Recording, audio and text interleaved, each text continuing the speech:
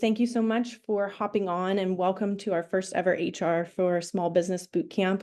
I really want to thank Morris and Garitano for helping us bring this bootcamp to you today, and we appreciate their ongoing support as one of our Paso partners. So thank you so much to the Morris and Garitano team, especially to Sarah Holloway for helping with the coordination, and a big thank you to Angela Toomey, who is going to be leading things for us today. Angela is the Human Resources Director at Morris and Garitano and was really instrumental in helping to figure out the different topics for today. And she'll be leading this first session for us, all about performance management and employee relations. So with that, I would like to pass things over to Angela. Thank you so much, Angela. Hi, good morning. Thank you, Carol, and thank you to the Paso Robles Wine Country Alliance for having me here today. I'm grateful to have the opportunity to talk with you about a topic that I'm very passionate about, which is developing others and managing performance. As Carol mentioned, do feel free to pop in with questions as we go through. We do have a group where I think it's the size where it's okay to chime in with your questions when you have them, but I can't see the chat, so Carol will kind of cue us up when we have something. And if we do need, we'll also have a little bit of time at the end for questions as well. So we'll get started. So today we're going to take a closer look at getting employees to their peak performance while also mitigating the risk to your business. And the basic learning objectives are, from the very beginning, how to have meaningful conversations, which in itself is managing performance, and just some of the basic elements of developing your performers. And then, of course, getting into some of the more challenging nuances of managing the underperformers, and then just mitigating the risk while you're doing all of these things. And before we dive into some of the tactics of these things, I want to touch briefly on just setting the right foundation. And you can call this your culture. You can call it the relationships that exist before you have to manage any performance. If you look at the top question, if you saw a toddler fall down and get hurt in a crosswalk, what would you do? You can answer this to yourself a little bit. And if your answer was, get out my phone and call 911, then you might have failed an interview question at Microsoft, because this is a question that they ask their engineers to test their empathy. And you might ask, well, gosh, why does empathy matter? And empathy actually sets the foundation for smooth employee relations. And that goes hand in hand with employee performance. 76% of professionals with empathetic leaders report feeling always engaged at work versus 32% of those with leaders who lack empathy.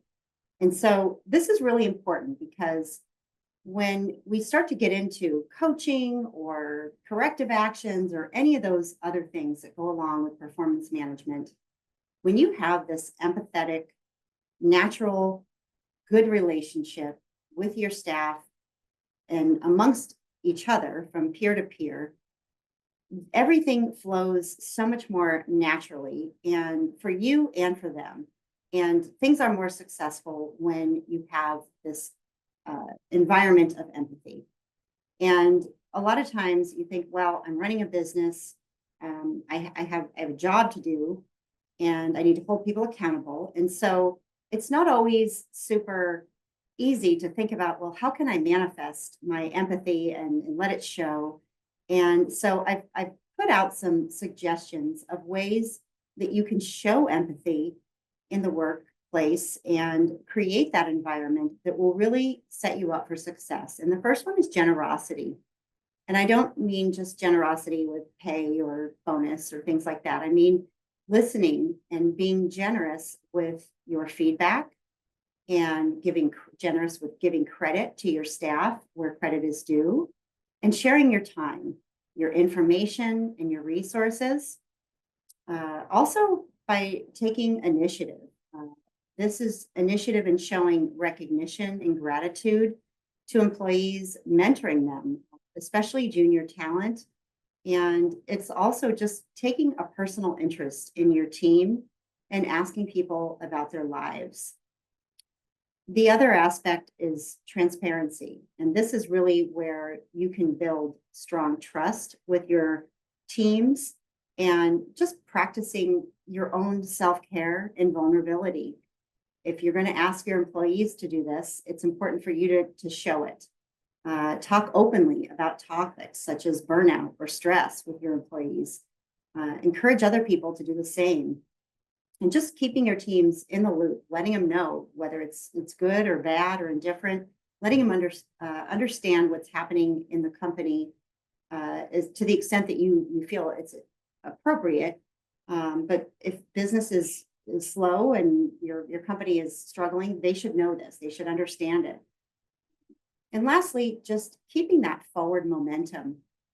Forward momentum and initiative kind of go together. It's about moving the ball forward to the end goal, giving people just the freedom in the room to be themselves and just motivating them in the right way. And when you put all these things together, the hope is that when you get into these conversations, these coaching conversations, that they feel natural.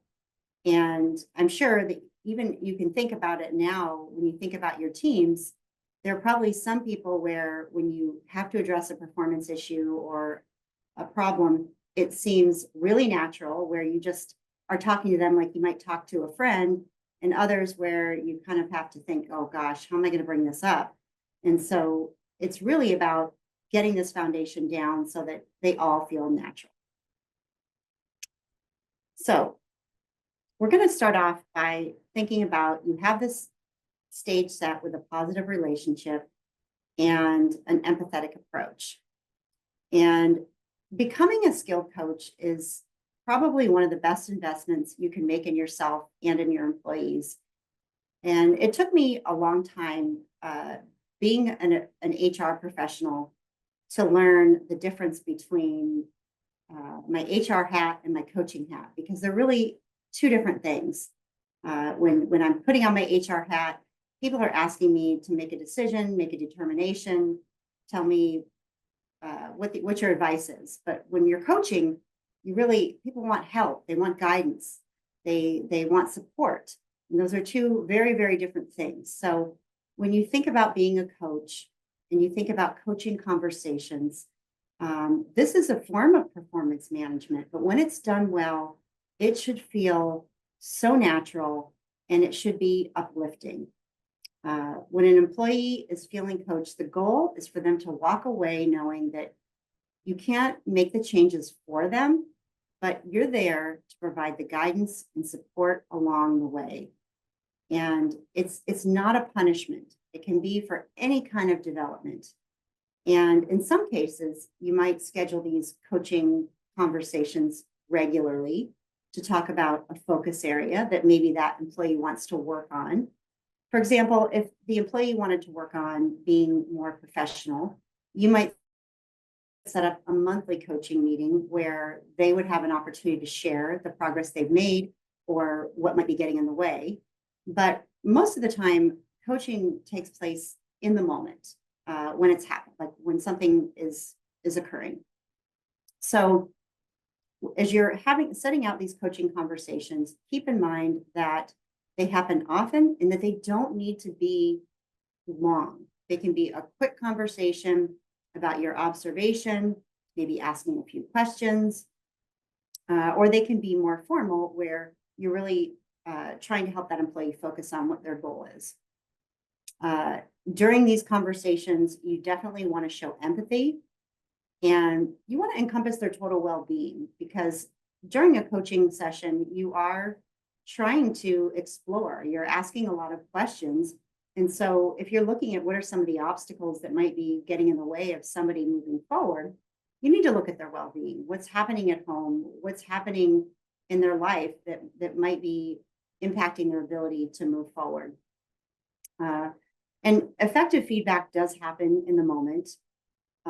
But you, of course, can't always, that's not always possible, depending on your situation and what kind of environment you're in. Maybe there's people around, you can't give that feedback right that second, but if there's an opportunity to pull them aside shortly after and give that feedback, that's a really important part of coaching. And you always want to embrace the good, the bad, indifferent, and again, create that safe environment. And you're encouraging effort when you can see the employee is trying, but you're really rewarding the result when you're seeing the behaviors and shifts occur that you've identified or that the employee has identified as to be successful, like what they really want to happen. And these conversations should be rich and purposeful and inspiring. They should not be demotivating. A lot of times I hear managers talk about, well, I coached them on that. And if you coached them on it and they walked away feeling like they got in trouble, then that's not coaching. And so sometimes it helps to have, like, I use a model called the GROW model that helps me really stay focused on making sure that I'm asking questions, supporting, and helping that employee get to the root cause of what they want to do and how they're going to get there. And so I will just show you really quick here, this model. It's really simple. And again, like we said, these conversations are not always super long. So when you look at the GROW model and as a tool, this helps define, sometimes you need to really narrow down an issue.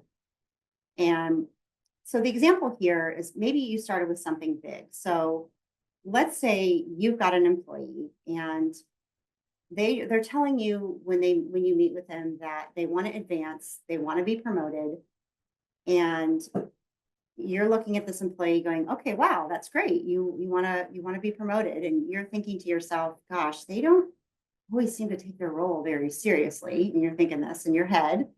You're thinking, boy, they show up late a lot. And you're thinking about when there's downtime, you're always on their phone and you have to ask them to start a new task. But you also know that the customers love them. Their wine sales are great. And so they come to you and they're telling you, gosh, I can't, I want to get promoted. And I feel like I've been here for 2 years and I've just been stuck in the same position. And so now you're sitting down to coach this person, and you don't want to just come in guns blazing and telling them, gosh, well, we couldn't promote you right now. Look what's going on here. You show up late all the time. And so you might want to start with a model like this. And so you start with a goal and you ask them, what do you really want to achieve? And let's say they've got it nailed down and they tell you, this is my goal. I want to get a promotion and I would like to be a tasting room manager. So you're thinking, okay, that is awesome. Okay, so you're writing that down. We're going to meet every quarter and we're going to talk about progress towards your goal to be a tasting room manager. And then we're going to talk about the reality, what's really going on. So you're going to ask them, so how do you see yourself? Where do you think you're ready and you're well positioned, and where are you not? And so they might say, gosh, you know what? I know that my membership sales are through the roof. I know that I get lots of client feedback. I get all those customer comments that are really positive about me. So I think I'm in pretty good shape. And then you're going to share a little feedback as the supervisor and say, well, here's some additional reality. You don't have to use that word, where you might share some of the observations that you've seen about their attendance and about being motivated to find the next job to be done when there's downtime. And so now you've kind of given them a baseline of, okay, well, this is what we're working with. And then you start to explore the options. So you might want to say, well, here we are. We just started on this goal. What do you want to commit to? And now that you've gotten everything out in the open, and you sort of ask questions about what that employee wants to take the next step forward towards. It doesn't have to be everything at once. And maybe the employee will say, I can commit to establishing a home routine that gets me to work on time.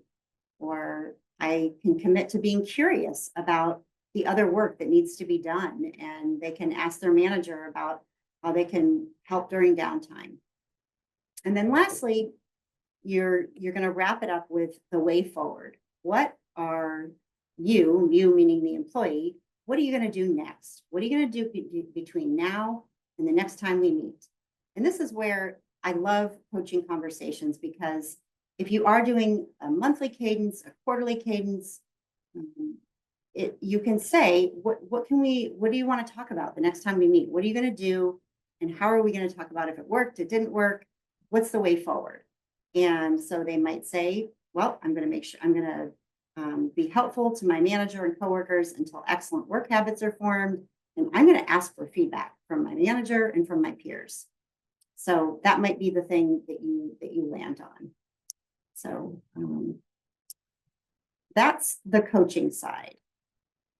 The other element that I don't want to overlook is recognizing and rewarding. This step cannot be forgotten. It is something that we are told from the beginning when we enter leadership about recognizing and rewarding performance, but it is the step that I often see overlooked. And so commonly as leaders, we are busy, we have a million things we're doing, and we sometimes just hop in there when something goes wrong or when we need to see something change. And if you have a formal recognition program, then that is wonderful. That is always great, but it's the informal recognition that is low-lying fruit and so easy to increase engagement. I can almost guarantee you, if there is a behavior that you want to see happen again, if you reward it, you recognize it, you compliment it, it will happen again. You're going to increase your chances by tenfold if you reward it or compliment it in some way. And it can just be as simple as a thank you or a simple recognition. It can be just telling them. So here you just want to establish what you want to recognize, what's important to your winery, what's important to your business, and make sure that you deliberately recognize those behaviors if you want them to keep happening. Giving credit builds confidence and it builds trust in your employees. And of course, the number one rule is to know what they find rewarding. The classic, if they want to be recognized in public in front of others or privately, if they want time off, if they would prefer cash bonus. And just again, praise and reward what you want to see repeated is the fastest way there. So just an important step not to skip over.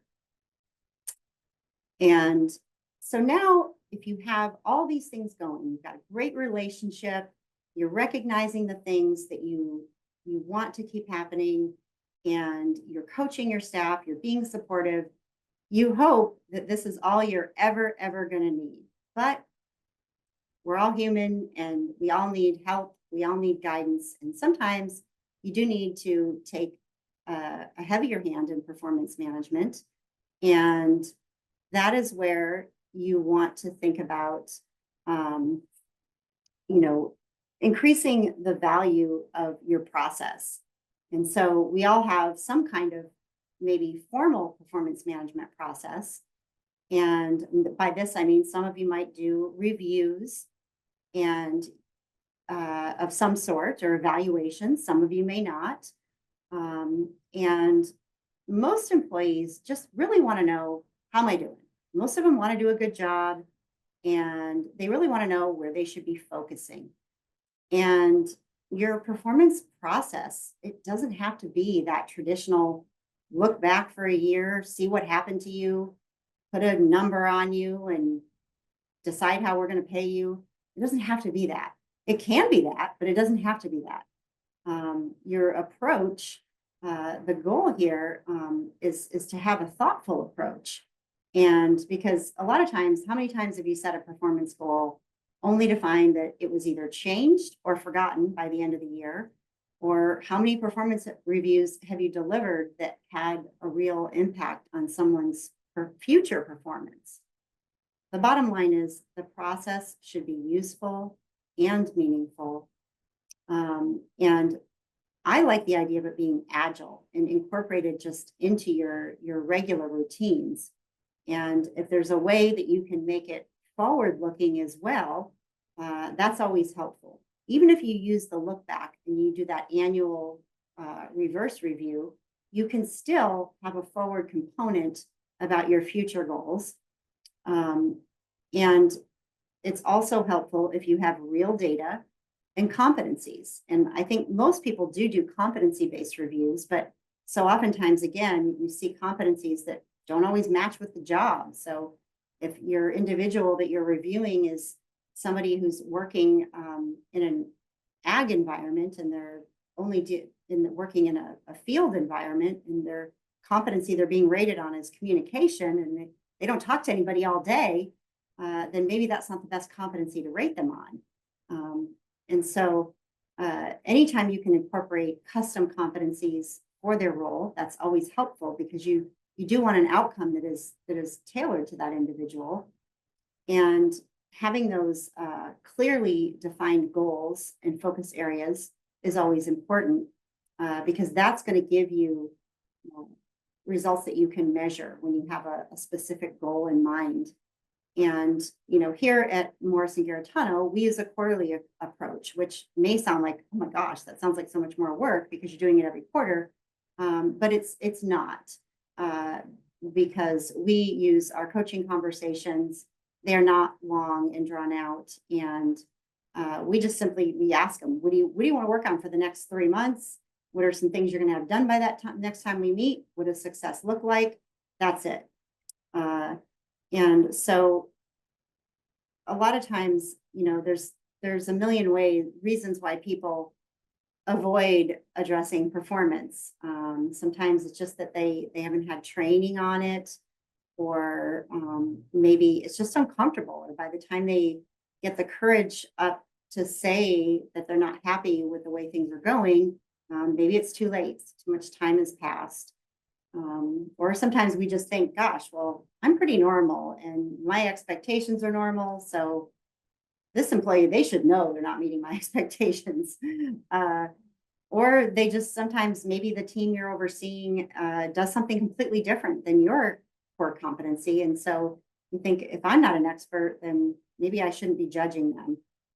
All kinds of reasons why we avoid it. But there's going to come a time when you do need to develop your underperformers.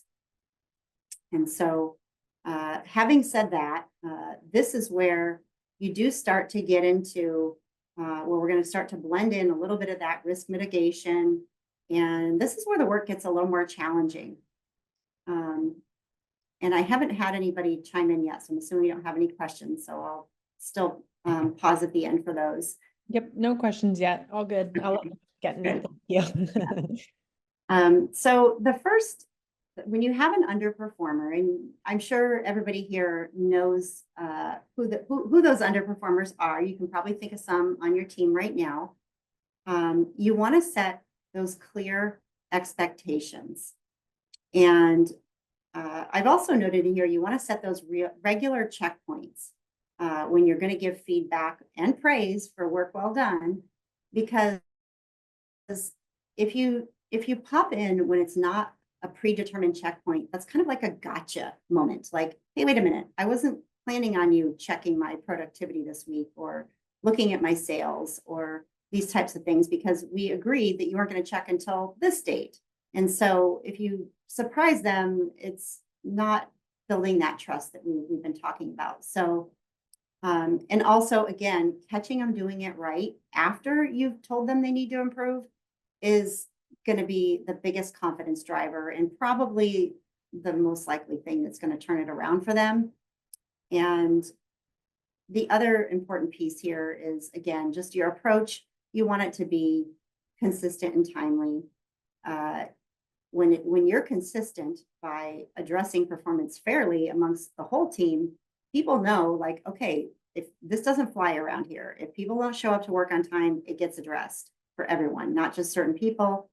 And also timely, that if an employee is doing something that they shouldn't be doing, and it happens for a long, long time, and you've gotten to the point where you're at your wit's end, the employee, it's really not the employee's fault, because all along they've been operating under the assumption, well, I'm doing what's enough to keep my job. And that's not really reality, because in fact, the leader, because they haven't addressed it in a timely fashion, it really isn't enough to keep their job. They just don't know that. So addressing things within, days, weeks of when you're not happy is really important. And when Angela, you do that. Yeah.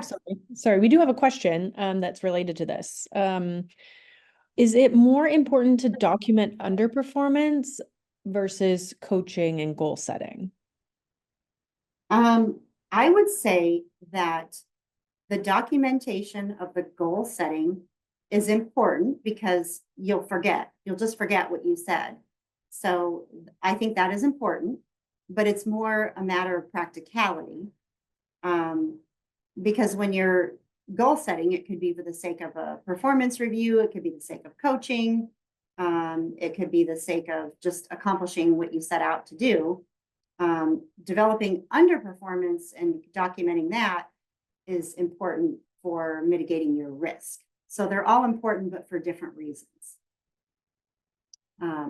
Thank you. Yeah, so that answers your question. So yes, you do want to document all of them, just for different reasons. And I have the next slide kind of dives a little bit more into that, because we're going to go into like what you should be documenting. But yeah, certainly goals should be documented. And I like to, for employees, I think it's important for them to document their own goals, because they're, you mind what you measure type of a mentality. But when you are developing your underperformers, again, you want to be focusing on the behavior and the outcome, not the person.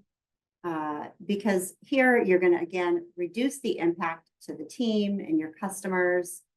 And you do want to set those objectives, because that's going to be important. When you're coaching, you're still setting objectives, but you're doing it together, and it's with a goal in mind. When you're developing an underperformer, you're setting those objectives to bring their performance into good standing. So there's a little bit of a difference there. And you're also, the coach or the leader is helping to set those objectives, because when you are developing that underperformer, you're needing to interject what the expectation is, because the fact that they're underperforming means there's a difference there. There's a disconnect as to what is expected and what's happening. So, and that's under my list of outcomes there, is that you need to state what success looks like. And no matter what that is, and that's really important for everybody to understand, is what that looks like. And so and we're sort of leading up to the more formal type of performance management tactics. And so again, just setting that foundation, because through the course of developing your underperformers, you do sometimes have to take a more direct approach. And before you take any detrimental action, you always want to be sure that you really know what's going on. You want to hear the employee's side of the story, even if it seems like it is so obvious. You've been hearing from the supervisor from, let's say you're a manager, and you've been hearing from your supervisor for months and months, and it seems so obvious what's going on with this employee. You never know what someone's situation is. You never know what the circumstances are, and you never know what you might not be aware of. The last thing you want to do is go into a meeting and you've got your write-ups, or you're ready to let somebody go or something terrible, and the employee comes out and tells you something that you never thought possible. That's not a good situation to be in. So you really want to just know what's going on. And this is also where you need to carefully consider all the risk factors involved in taking a detrimental action.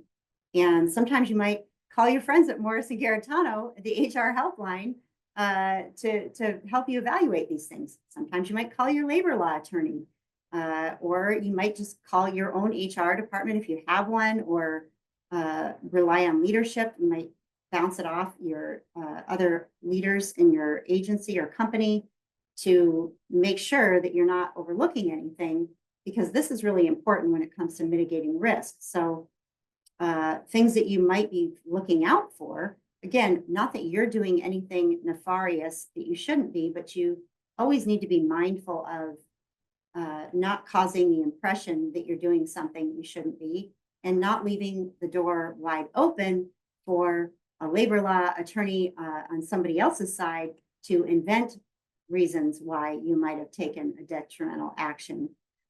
So things like that could be, was the employee simultaneously engaging in a protected activity, which I know you're going to hear about that in the next session. But an example would be such as maybe they made a request for a leave of absence, or they just came off of a long leave of absence.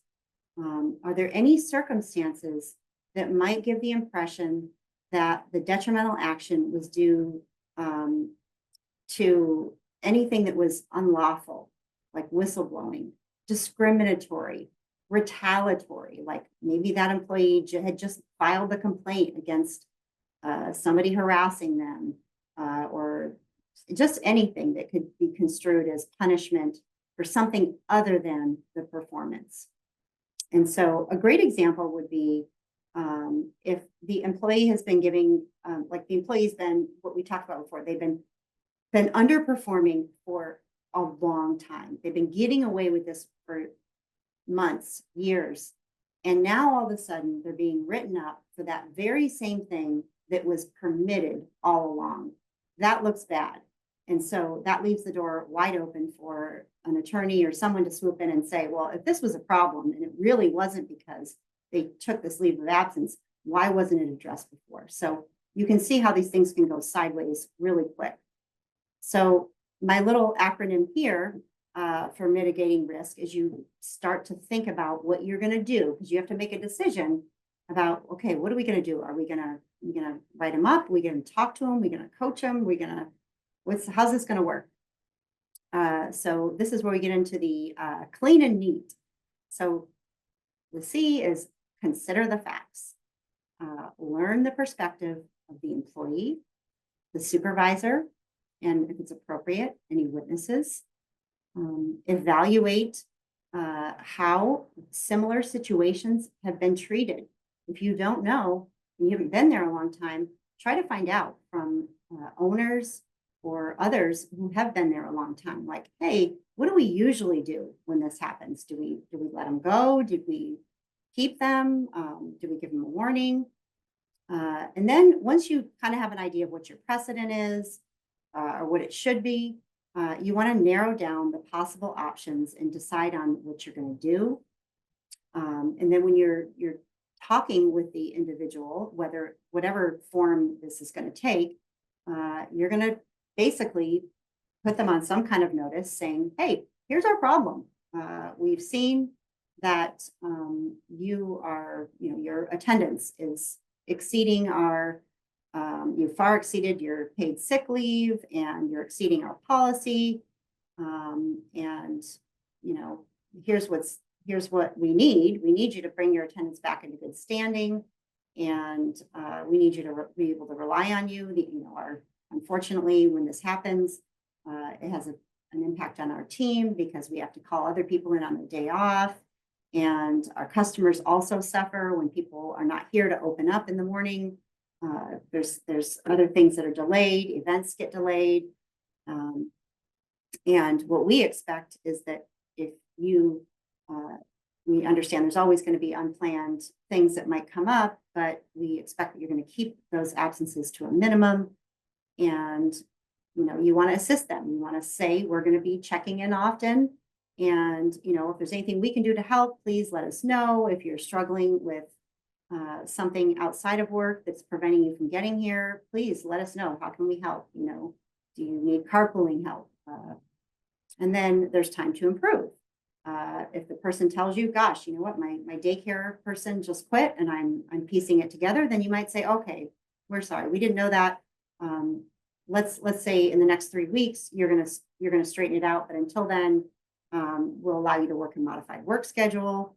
But it might be something different. You might say, we need to see this turnaround right away. So just again, being reasonable and getting through those things objectively is important.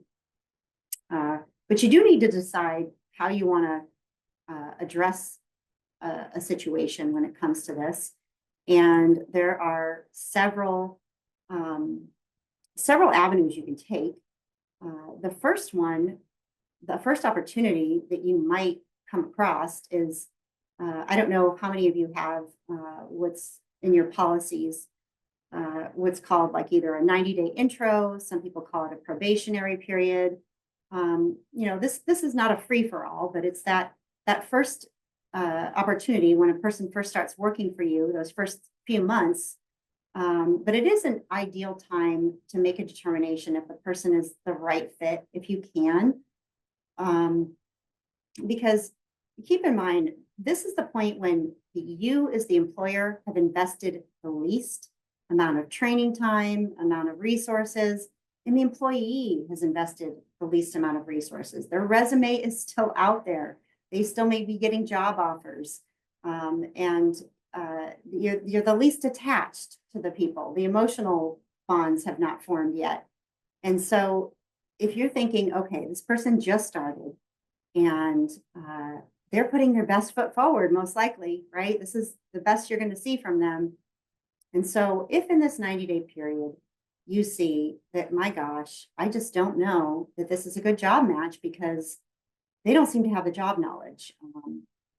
These are the red flags you want to, in that 90-day period that you're looking for. Like maybe you hired someone for their experience and you paid top dollar for the best winemaker in the world because you were thinking, we want, this expertise, and this person came with 20 years of winemaking.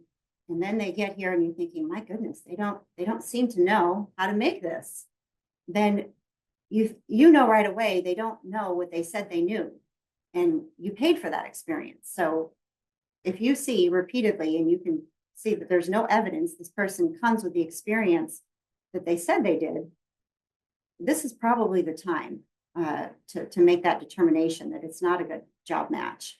Another one is attendance. If they're not able to make it, now again, I'm not talking about protected absences, not talking about like if they, have a bona fide medical illness, even if they don't qualify for FMLA or CFRA, any of those things. If it's a bona fide thing, that's one thing. But if it's just, coming in late and, those types of more negligent attendance problems, or if it's a values disconnect, if you can see they don't have to have the same values, they just have to be able to demonstrate your business values.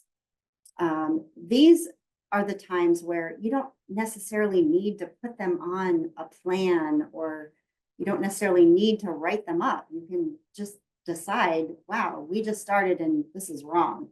And it is an easier time to make those determinations.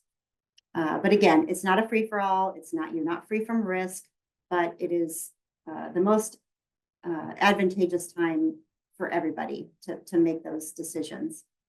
The other pieces that you have here are a verbal warning. So, because these are things like when coaching and feedback, when they're not enough. And so a verbal warning, and you don't have to use what they call progressive discipline, where you start small and then you go gradual. That's sort of an old school methodology. You can use that, but it's really about what's appropriate for what you're dealing with. And sometimes that is appropriate and sometimes it's not. Depends on the severity of what you're looking at. But a verbal warning is not the same as coaching. A lot of times people get those things mixed up, and they're not the same. Because remember, coaching is that warm, embracing, supporting, helping, exploring conversation.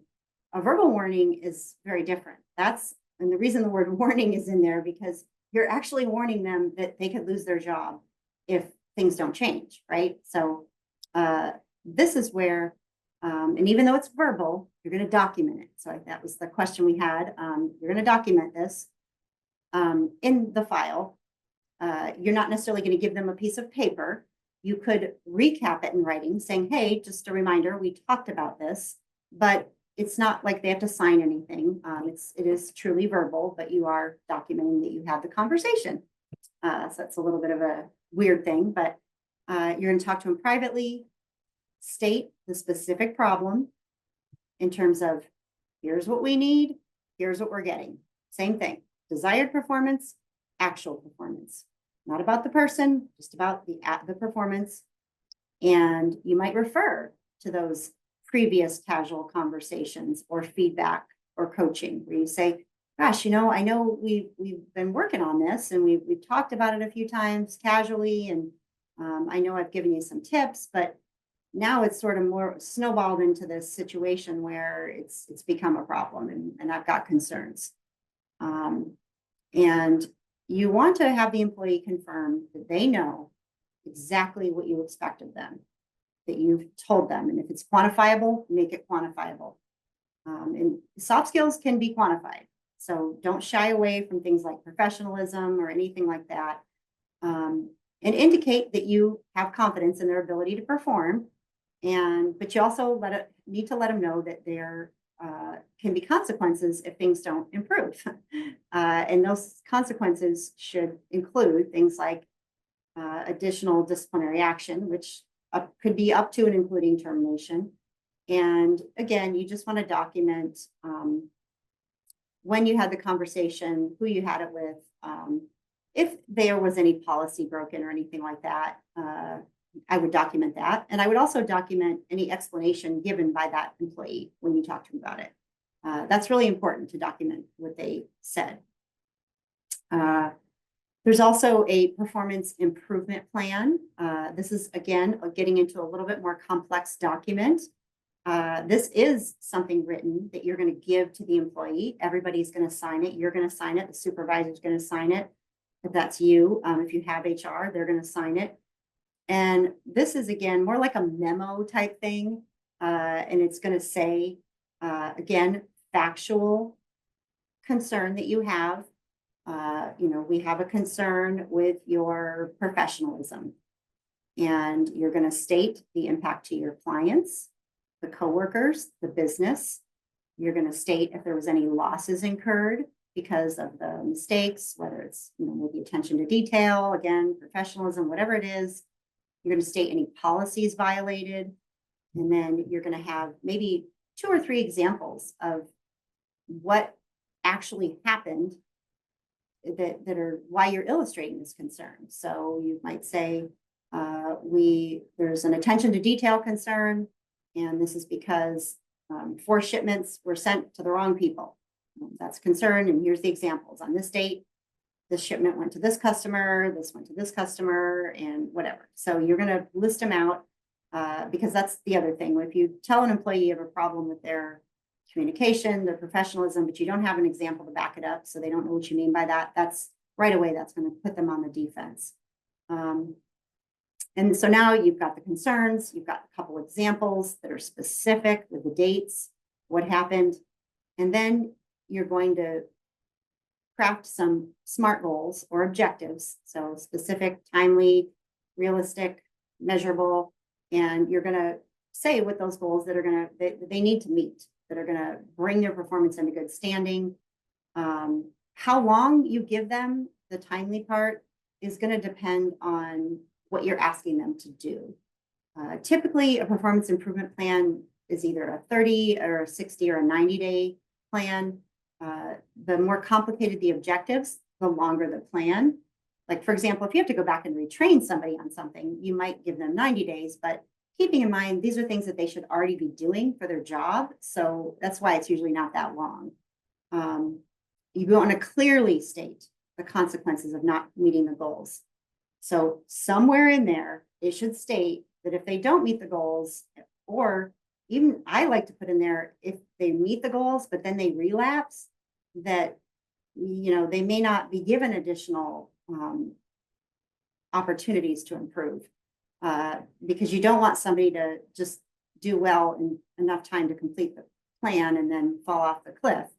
And so, but somewhere in there it needs to say that their job is on the line, that they could lose their job.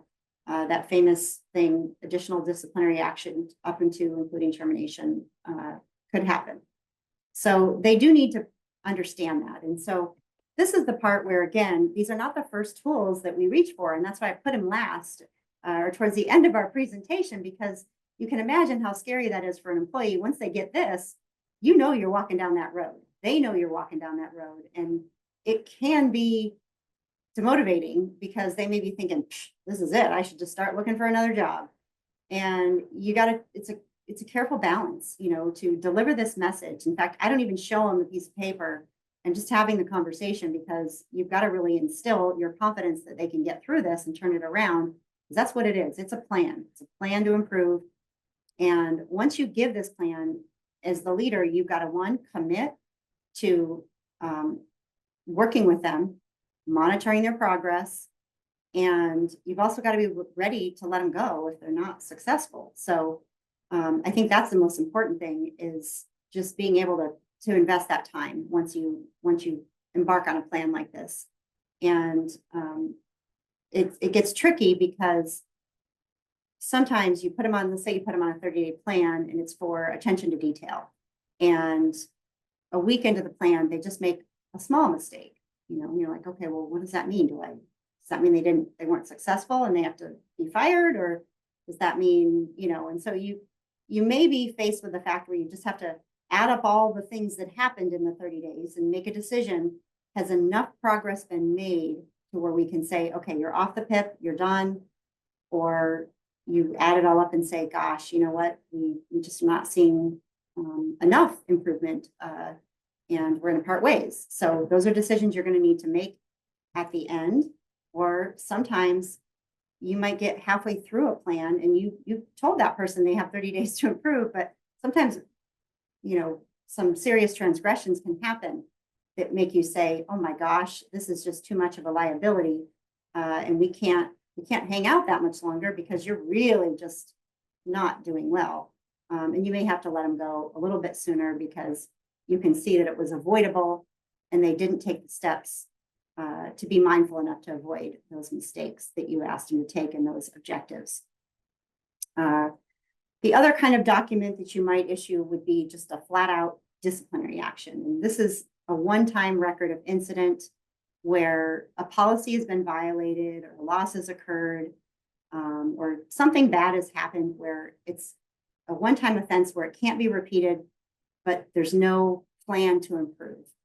So an example of this would be, say, one of your really good employees had a wild night out, and the next day they were sick. They did not wake up. They did not call in. They were no call, no show. But you love this employee. They're your best employee. You're not going to fire them. But this can never happen again. This is unexcusable. You might just give them a disciplinary action that basically says, this was terrible. Don't ever do it again. And if you do, you might be fired. And so it's just a don't ever do it again kind of thing. It goes in the file. And again, you're documenting all the same things: the concern, what happened, clearly stated if this happens again, you could lose your job. But there's no plan, there's no objective. From now on, you're not going to ever, be a no call, no show. It's just a given. You don't do that again. There's also some employers have other disciplinary things that they use, like things like suspensions, things like that. And, punishment is not necessarily a widely accepted form of successful performance management. So I would say use those options sparingly. If you do, I would make sure you have well drawn out policies that state when those things are used, and if they're paid or unpaid, or that you seek guidance from HR or legal counsel if you use those types of performance management things. So, and then of course, if nothing works, do not be afraid to make a tough decision. Sometimes you do have to say goodbye. You need to be clear about saying the employment relationship is ending. I like to say that we're parting ways. When is this appropriate? When do you cut the cord? Usually this is when there's just a poor values match or work ethics match. When that employee can no longer support the mission and direction of your business. When there's not a skill match and your training and resources are exhausted. When the employee is toxic and they're bringing others down with them. When the employee has been on a performance plan, but they do not change their behavior or they can't change their behavior.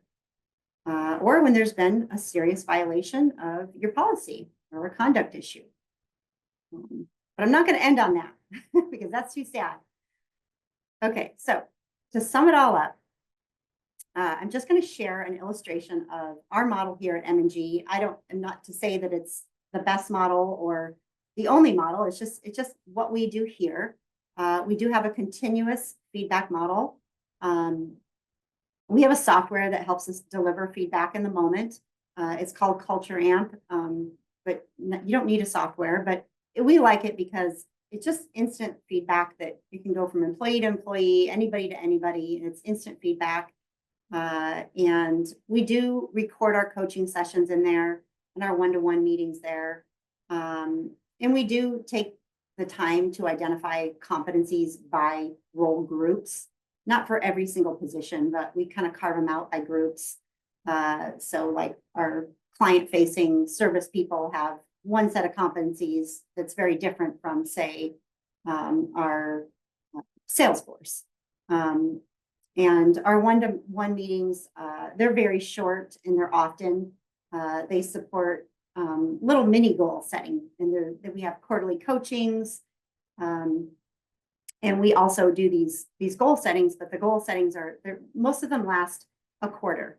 Like, hey, what do you want to work on for the next 3 months? And of course, people have longer term goals too that are more tactile when it comes to like operational goals. And again, those one-on-ones, those are just, they're all forward focused though, like what's happening in the future. When we do our quarterly check-ins, we do ask managers to say whether somebody's performing, overperforming, or underperforming. But the employee doesn't even see that part, and there's no scores. That's just to help us understand where we are at any given time. They also mark whether they're high potential, low potential, medium potential. That again, it helps us plot them on what's called a 9 block. It just helps us understand what our succession planning time abilities are at any given moment. But we have, 160 employees, so we kind of need to know that all the time. Helps us understand where our vulnerabilities are. We also have them mark if they're happy and roll. But these are, again, for us to report upwards point in time snapshots. It is not correlated with our merit increase or anything like that. And we don't assign numbers to our people. It's just to help us do good talent planning. Having said that, I've been talking for a long time. I thank you very much and just want to open it up to any questions. Great. Thank you so much, Angela. I saw one question in the chat. What was the culture software? And thank you, Sarah, for answering that. So if those of you who are interested in that software, Sarah put a link in the chat to Culture Amp. Thank you. Yeah, the Culture Amp software is, a lot of it is feedback. That's one major component. It's also the primary reason we got it was actually it's a survey software. It surveys on everything under the sun, but it also does, one of the surveys is exit interview, not just culture survey. So one of the things that's really cool is it has a feed from our HR system or HRIS. And so it always knows our turnover, and it has our exit interview data as well.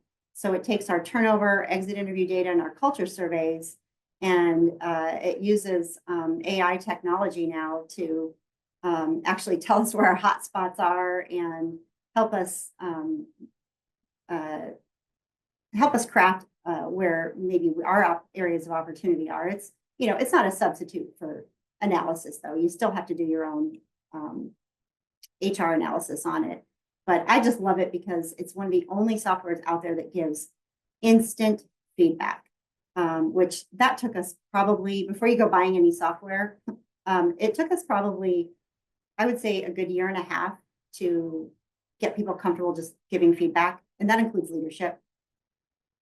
Like that's the first step, is just getting comfortable giving feedback. That's probably the heavier lifting before you get people to write it down in the software. Definitely. Well, thank you. I don't see any other questions in the chat, but I would invite you all when I follow up via email. I will copy Angela. So if you do have additional questions, you'll be able to reach out to her.